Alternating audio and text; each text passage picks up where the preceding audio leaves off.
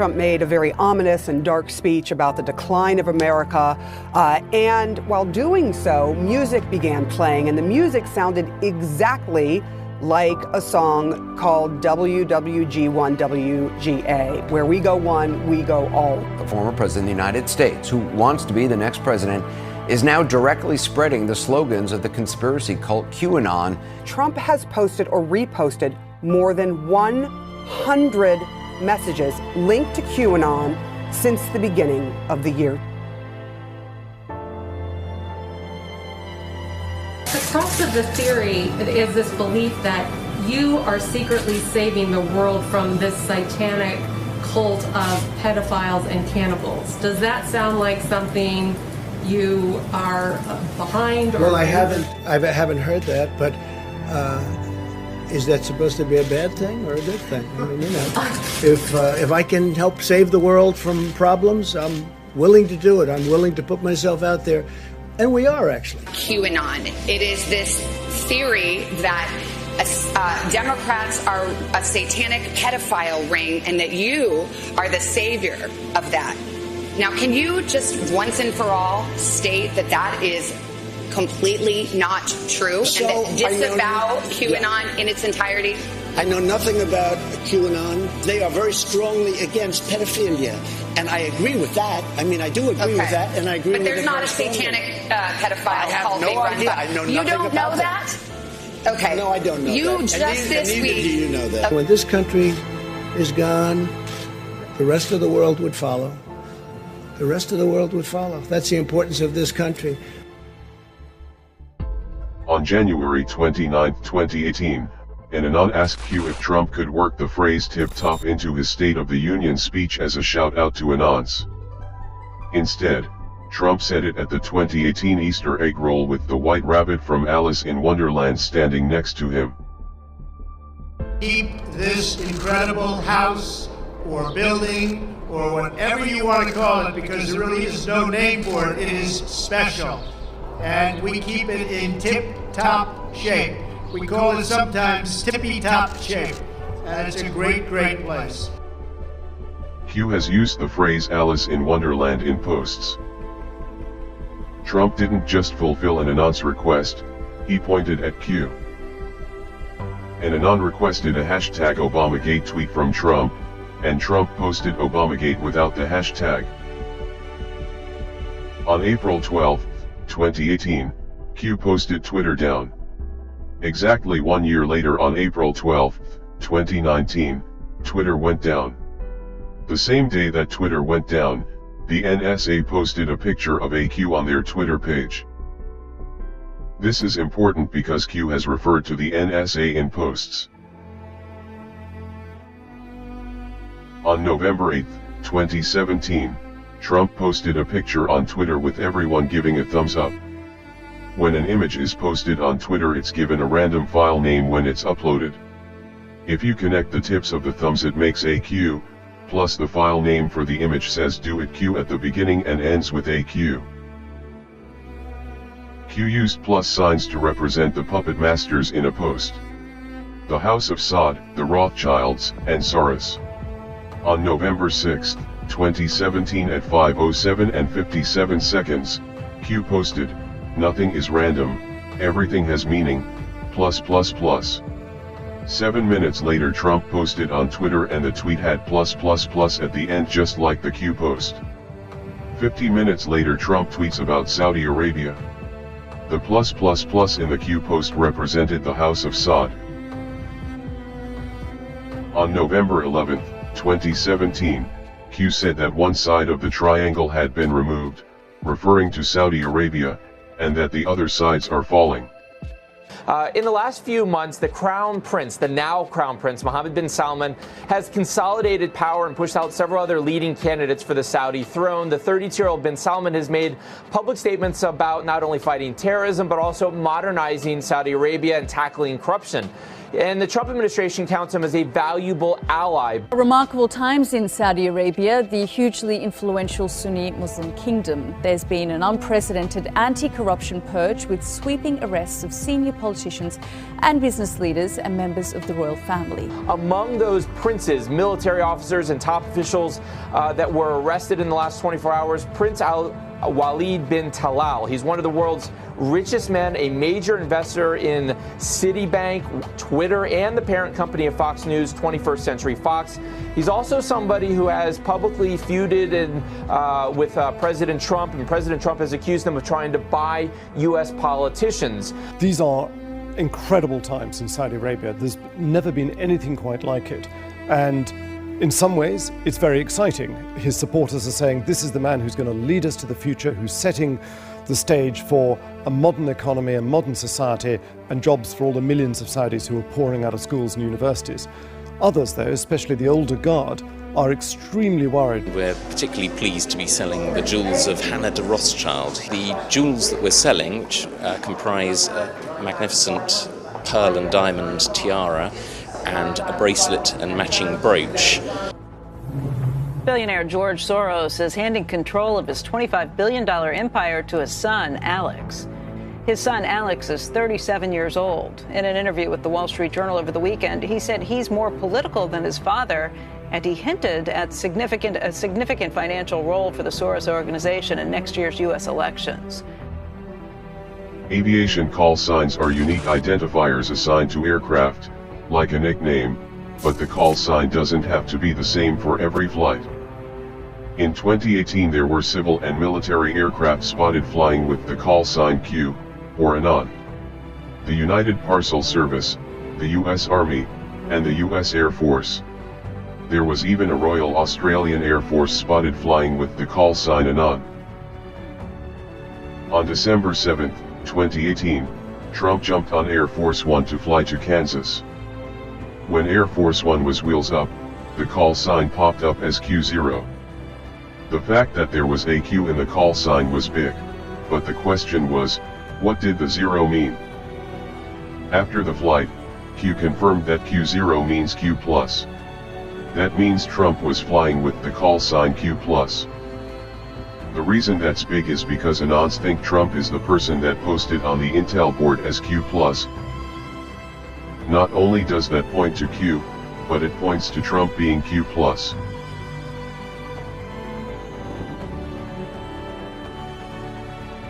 On October 2, 2018, Q posted 5347 by itself. On November 6, 2018, the U.S. Senate election results were 5347. Q called the Senate votes a month in advance. On January 13, 2018, Q posted checkmate, which is a victory in chess. In 2024, Trump posted a hashtag by itself. In chess the hashtag means checkmate.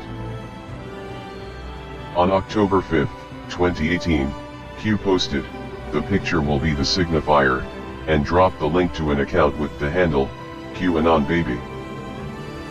They respect us. That's more important. Look at that beautiful baby. Look at that beautiful baby. Wow, what a baby. What a baby. That is a beautiful baby. That's like from an advertisement.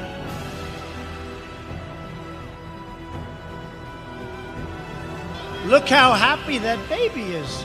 So beautiful. Thank you, darling. That's really nice. It's a great thing. Is that your husband?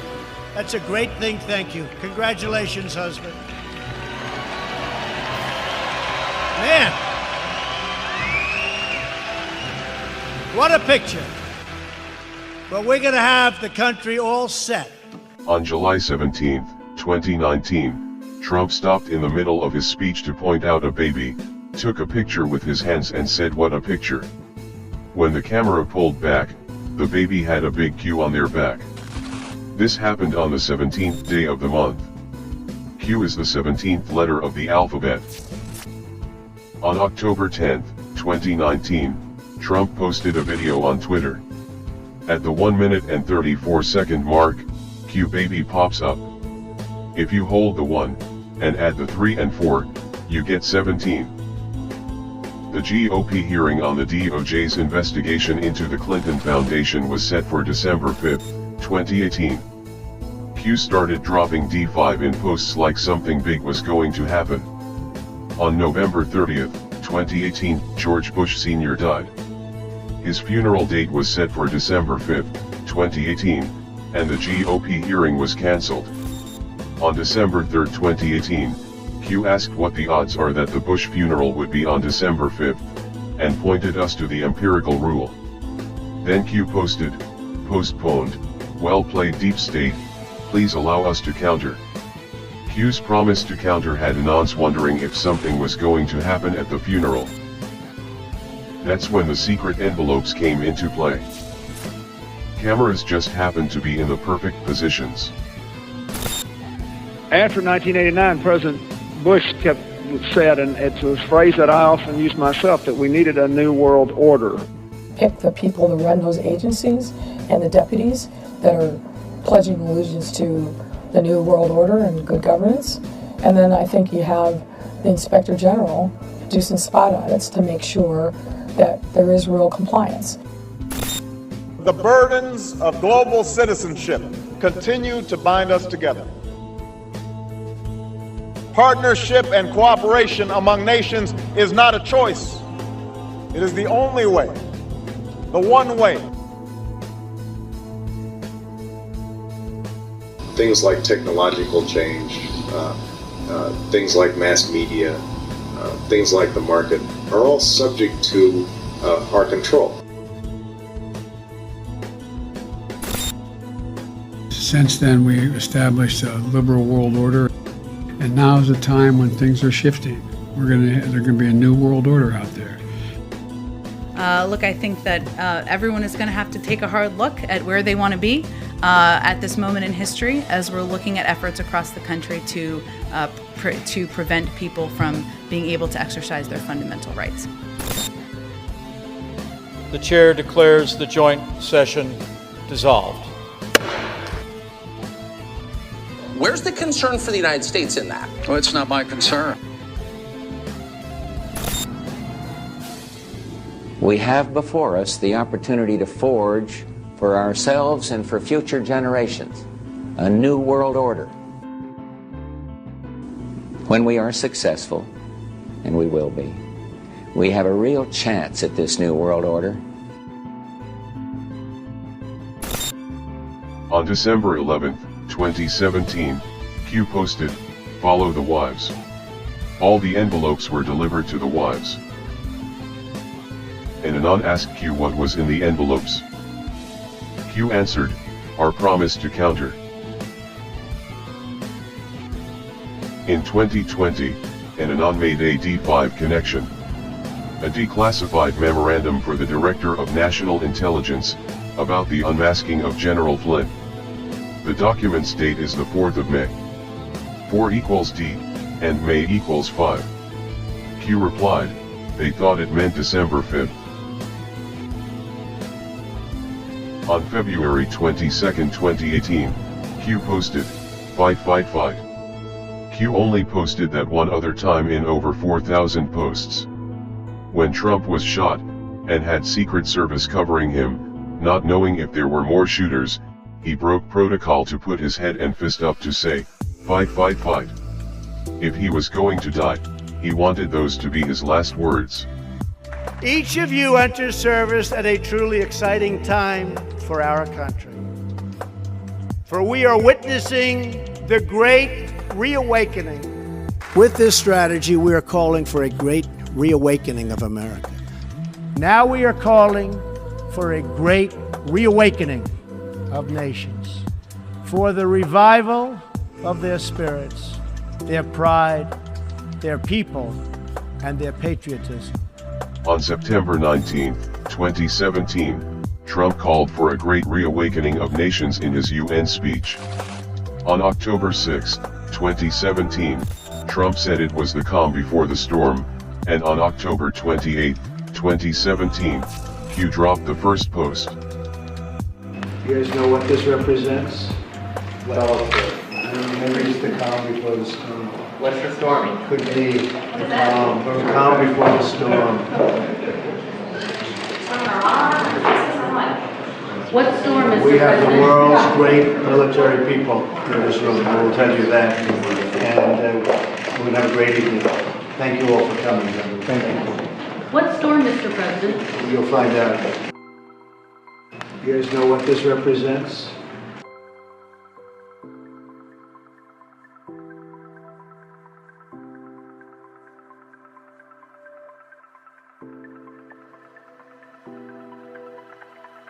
And somebody that's been with me from day one, he's a real general. You know, we have the real generals, and we have the fake woke generals that did so poorly in Afghanistan, should have all been fired. But this is a real general, Keith Kellogg. Right, Keith?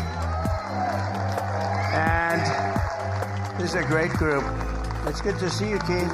He's been with me from before day one, right? He said, that guy should run. We got to get him to run. I like those guys. They were here before I ran. You know, there's quite a few of them. General Flynn, along with General Kellogg and some of our other friends. We have so many friends.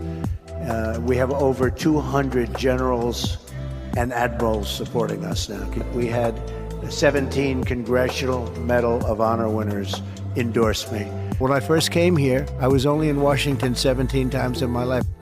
On December 9, 2017, at 10:34, Q posted a quote thanking the military. Then Q pointed us to timestamps, and let us know a proof was incoming. 3 hours later Trump tweeted the exact same thing without the quotation marks. Q quoted Trump's Army-Navy game tweet 3 hours before he posted it. On February 22, 2019, Q posted the best is yet to come. My fellow Americans, for our movement, for our children, and for our beloved country. And I say this, despite all that's happened, the best is yet to come. For we still believe that the best is yet to come. On June 13, 2020, Q posted, "Seeing is believing. Sometimes you can't tell the public the truth, you must show them. Only then will people find the will to change. It had to be this way. This is not another 4-year election. 2020 to 2024 has been called the pause. Let the deep state steal 2020, and let the people see for themselves." In 2022, Trump confirmed it. One of the important factors of the pause is that we see how bad they've done. So we will be able to do it properly, and it will be much easier. Everybody will agree with us because everybody sees what a bad job has been done during this 2-year period, and it will be a 4-year period. Everybody sees that.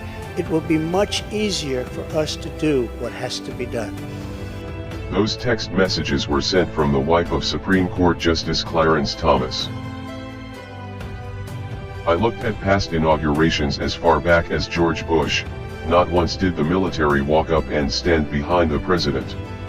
The man on the right is a judge advocate general, and the man on the left is military intelligence. What Trump says when they're standing behind him is also important.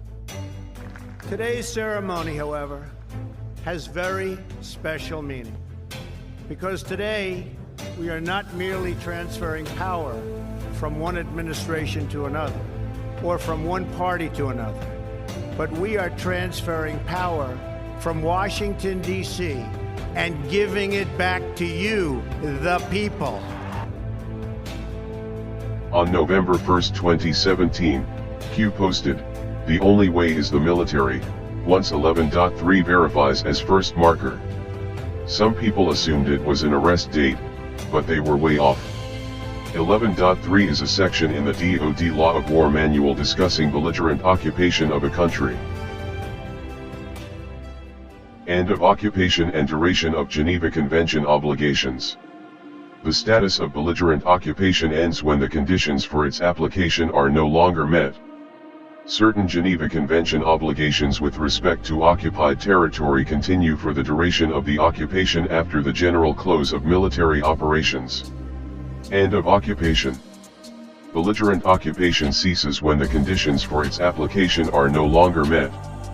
In particular, as discussed below, the status of belligerent occupation ceases when the invader no longer factually governs the occupied territory or when a hostile relationship no longer exists between the state of the occupied territory and the occupying power. Belligerent occupation ends when the occupying power no longer has effectively placed the occupied territory under its control. For example, an uprising by the local population may prevent the occupying power from actually enforcing its authority over occupied territory. Similarly, the occupying power's expulsion or complete withdrawal from the territory would also suffice because the former occupying power generally would not be able to control sufficiently the occupied territory. Rest in peace, Mr. President, JFK. Through your wisdom and strength, since your tragic death, patriots have planned, installed, and by the grace of God, activated the beam of light. We will forever remember your sacrifice. May you look down from above and continue to guide us as we ring the bell of freedom, and destroy those who wish to sacrifice our children, our way of life, and our world. We, the people. This has never been attempted before. The use of the general public to counter the propaganda pushed by the controlled media. Analysis indicates that situational awareness of the general public is expanding at a massive pace. Attacks indicate the loss of generalized information control by the mainstream media, military, and civilian alliance.